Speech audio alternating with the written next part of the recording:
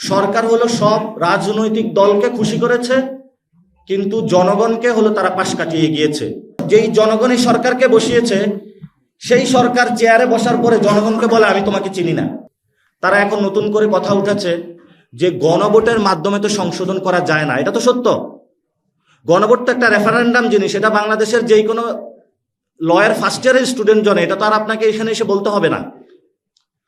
কিন্তু গণভোটের মাধ্যমে একটা জনগণ তার মতামত জানায়। এখন কনস্টিটিউশনটা পিপলস উইল।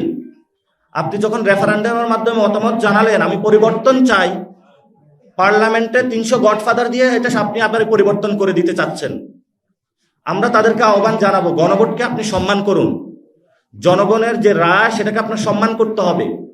জনগণ কিভাবে এই সামাজিক চুক্তি করবে, জনগণ কিভাবে সোসাইটিতে বসবাস করবে, তাদের গাঠনিক ক্ষমতার কিন্তু প্রাথমিক প্রয়োগটা হলো কিন্তু গণভোট।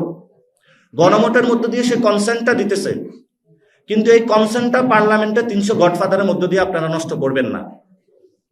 সেই জন্য আপাদমস্তক যে আদেশটা দেওয়া হয়েছে, মোটা দাগে আমরা বলতে পারি সরকার হলো সব রাজনৈতিক দলকে খুশি করেছে, কিন্তু জনগণকে হলো তারা পাশ কাটিয়ে গিয়েছে।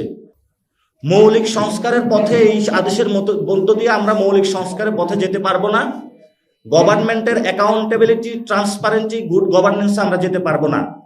এই আদেশের মধ্য দিয়ে আমরা আবার সেই 72 স্বৈরাচারী সংবিধানের পথে হাঁটতেছি এবং সেই শাসন কাঠামোর দিকে আমরা হাঁটতেছি। এজন্য আমাদের জায়গা থেকে যেটা আমরা বলবো, সরকারের যে 4টি হা ভোটের মধ্যে যে প্যাকেজটা দিয়েছে, এই প্যাকেজের মধ্যে অস্পষ্টতা রয়েছে।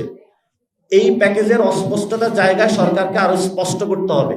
যখন স্পষ্টতা আসবে এবং যখন আমরা দেখব একটি সংকট থেকে বের হয়ে, ফেসিবাদী কাঠামো থেকে বের হয়ে আমরা নতুন একটা ব্যবস্থার দিকে যাচ্ছি, তখন আমরা সাইন করে দেব। এখন যেই সংকটটা আছে, এখন 72 সংবিধানের পাহারাদার হিসাবে আমি তো 72 সংবিধানের পাহারাদার হইতে পারি না এই আদেশের মধ্য দিয়ে।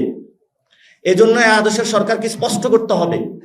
ওনারা কয়ের মধ্যে যেটা বলেছে, ঘয়ের মধ্যে যেটা বলেছে, এটা কিন্তু উল্টে একটা প্রক্রিয়া। ফলত তারা যখন স্পষ্ট করবে এবং সামনে যে নির্বাচন রয়েছে, সরকার বলেছে একই দিনে গণভোট হবে এবং জাতীয় নির্বাচন হবে।